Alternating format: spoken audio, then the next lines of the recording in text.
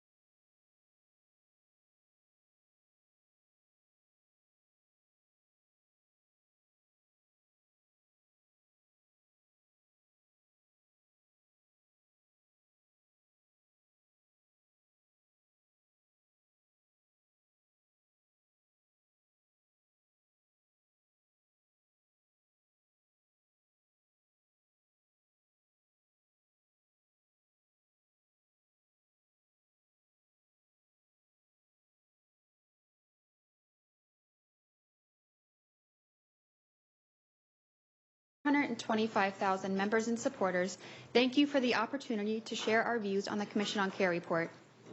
There are few issues more important to the healthy transition home for our generation of veterans than ensuring a veteran-centric, exceptional, and sustainable VA. We know from our member research that our members are increasingly turning to the VA for health care.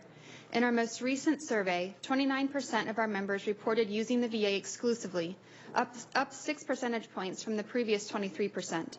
Those using the VA in combination with other insurance is currently 63%, up 5 percentage points. As more veterans return and as we face the challenges of physical and mental injuries, we need to know that the VA will deliver for us. We must get this right. The Commission on Care report was intended to map out a path to that VA, and in general is pointed in the right direction. IAVA agrees that we need to reform VHA. Our analysis of each recommendation is detailed in our testimony submitted for the record. Today's remarks will focus on IAVA's general analysis of the report, as well as 3 of the 18 recommendations.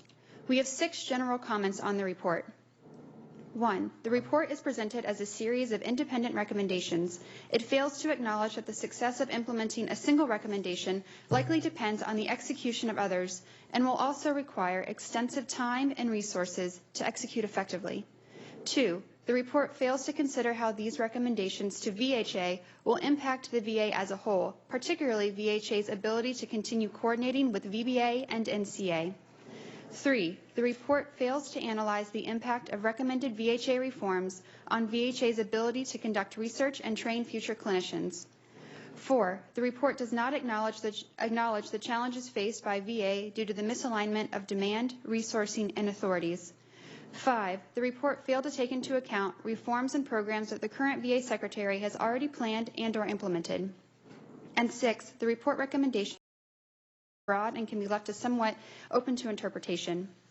As for the specifics of the recommendation, IAVA broadly agrees with most of them and VA's response to the report, but we would like to focus the remainder of today's remarks on recommendations 1, 9, and 17. Specifically, IAVA opposes external primary care providers, IAVA opposes the creation of a board of directors, and IAVA supports a streamlined path to eligibility for other than honorable discharges. On recommendation 1, IAVA supports an integrated network of care that includes community providers led by VA primary care providers managing the veterans' care. However, recommendation 1 is too broad, lacking critical pieces of analysis, and with a fatal flaw: the external primary care provider. It also assumes that community providers will be available and able to absorb the demand created by integrating such a network. On recommendation 9, IAVA understands the reasoning behind the establishment of a board of directors and agrees that continuity in leadership is critical to long-term reform. However, we echo the concerns raised by many, including the VA, and do not support this recommendation in an already burdensome bureaucracy. On recommendation 17, IAVA strongly agrees with the need to provide a streamlined path to health care eligibility for those with other than honorable discharges who have substantial honorable service. Those with OTH discharges can be among the most vulnerable in our veteran population. Awarding temporary eligibility to these individuals will allow for access to critical services without delay in health care due to the current process for determining eligibility. However, it's important to stress that with this change will be a resource burden on the VA that will require Congress to support. With increased demand comes increased need for resources. To close remarks today, I would like to reiterate several key points. 1, reforming VHA into a truly 21st century healthcare system will require significant coordination between the next President, VA, Congress, ESO partners, and the veterans we all serve. 2, these changes will also require a significant financial investment that should not come at the expense of cutting existing benefits. And 3, again, these changes cannot be siloed within themselves, but must be part of a comprehensive plan to be effectively implemented. Thank you for your time and attention.